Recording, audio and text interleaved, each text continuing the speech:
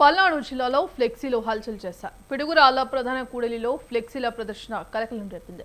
గత వైసీపీ ప్రభుత్వ హయాంలో తిరుమల తిరుపతిలో కల్తీ నెయ్యితో లడ్డూ తయారు చేశారనే విషయం ప్రజలకు అవగాహన కల్పించేందుకు ఈ ఫ్లెక్సీలు ఏర్పాటు చేశారని ప్రచారం జరుగుతోంది.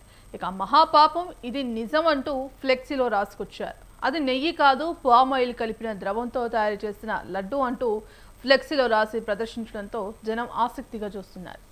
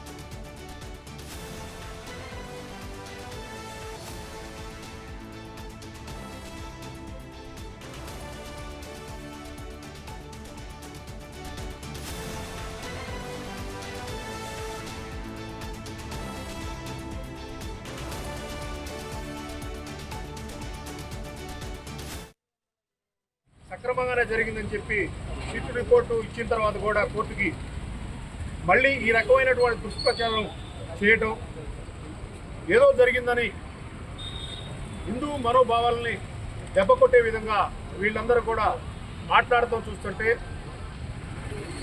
ఇంత దుర్మార్గమైనటువంటి ప్రభుత్వం, ఈ రకమైనటువంటి మనుషులు కూడా ఉంటారా అని అందరికీ కూడా విస్మయం కలుగుతుంది.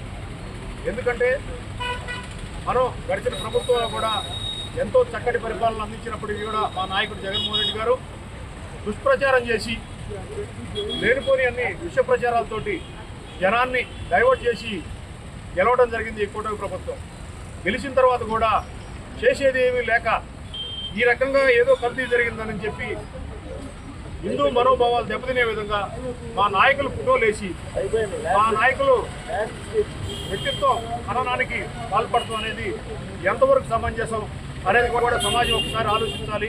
ఎలాంటి కల్తీ జరగలేదు, అంతా సక్రమంగానే జరిగిందని చెప్పి సిట్ రిపోర్టు ఇచ్చిన తర్వాత కూడా కోర్టుకి మళ్ళీ ఈ రకమైనటువంటి దుష్ప్రచారం చేయటం, ఏదో జరిగిందని హిందూ మనోభావాలని దెబ్బకొట్టే విధంగా వీళ్ళందరూ కూడా మాట్లాడటం చూస్తుంటే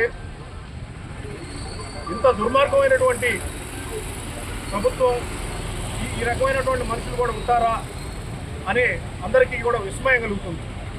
ఎందుకంటే మనం గడిచిన ప్రభుత్వంలో కూడా ఎంతో చక్కటి పరిపాలన అందించినప్పటికీ కూడా మా నాయకుడు జగన్మోహన్ రెడ్డి గారు దుష్ప్రచారం చేసి లేనిపోని అన్ని విష ప్రచారాలతోటి జనాన్ని డైవర్ట్ చేసి గెలవడం జరిగింది ఈ కూటమి ప్రభుత్వం.